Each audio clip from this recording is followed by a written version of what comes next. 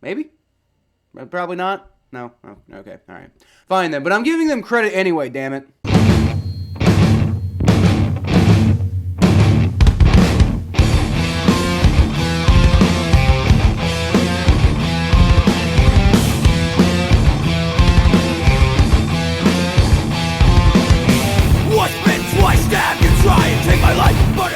Welcome to the jungle, everyone. I'm Kyle Phelps, and we've got more frauds this week. That's one of the best parts of power rankings, right? Torpedoing the frauds and making room for the teams that really matter. Not as much fun when it's your own team that you have to torpedo, but something tells me that we're not going to have that problem this week. Before we get into the rankings and breaking everything down, I'd just like to ask that you like the video and subscribe to the channel if you're enjoying the content. It really helps my channel out, and it helps you know when all of my content comes out. So, first things first, let's briefly go over the teams that nobody cares about. The tank tier, the bad tier, and the playoff hunt tier. Maybe we'll care about the playoff hunt teams here soon, but not, just yet.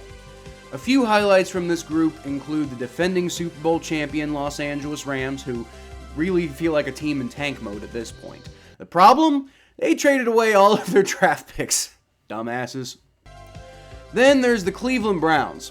They kept their playoff hopes alive, mathematically at least, for the return of Deshaun Watson next week. Ew.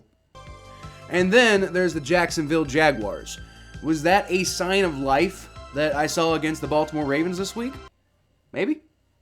Probably not. No? Oh, okay, alright. Fine then, but I'm giving them credit anyway, damn it. Alright, let's go ahead and get to the teams that matter. We're going to start off with the playoff hopefuls. I'm going to hold off on making a big deal out of the Chargers and Commanders just yet, but I'm watching you. I got my eye. Kicking the rest off, we got the Seattle Seahawks at number 14. I'm not sure if the Raiders are, good right now or not, but I'm definitely having trouble justifying the Seahawks as one of the best teams in football if they're losing to a team we all forked weeks ago. Number 13 is the New England Patriots. Their playoff hopes took a big hit this week after losing to the Minnesota Vikings, but they're still right there in the mix. Number 12, the Baltimore Ravens' luck seems to have finally run out, thank God. The Jacksonville Jaguars exposed them this week for the frauds that they truly are. They are currently in control, technically, of the AFC North, but they are hanging by a thread with the Bengals tied with them. And finally, at number 11, the Tennessee Titans don't have much to hang their hats on if Derrick Henry can't take over a game, so I don't really consider them contenders anymore. And that's what we saw this week when he averaged 2.2 yards per carry against the Cincinnati Bengals. Next up, we've got the contenders. At number 10, I've got the New York Giants. Probably should have dropped them a lot further on this list, but a lot of the other teams in this area of the power rankings also lost, so comparatively, losing a close game to the red-hot Dallas Cowboys isn't that bad. Number 9, I've got the New York Jets. Is the Mike White effect real? I don't know, man, but the Jets with a competent quarterback is scary stuff. This might actually be a contending team if they can get the quarterback position right.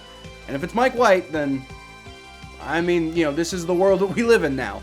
Number 8, it's the Miami Dolphins. I pretty much kept them in place because they beat the Texans. Whoop-de-doo! Number 7, I've got my Cincinnati Bengals. They're starting to creep up in these power rankings, which is kind of terrifying to me, because obviously that never works out so great for me. It's like, when does the rug get pulled out, Hard to see that happening, though, because they went 3-1 without Jamar Chase. Now they're getting him back for this game against the Chiefs this week, so it's going to be interesting to see what happens. Number 6, I've got the Minnesota Vikings.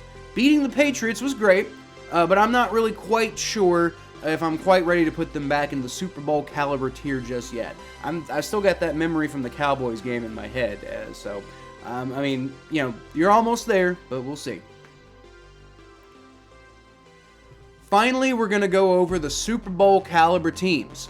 These are the teams most likely to represent their conference in the Super Bowl right now, in my opinion. Number 5 is the San Francisco 49ers. They shut out the New Orleans Saints for the first time since 2002. That's any team, by the way. I know the Saints aren't great this year, but that's still a hell of a stat.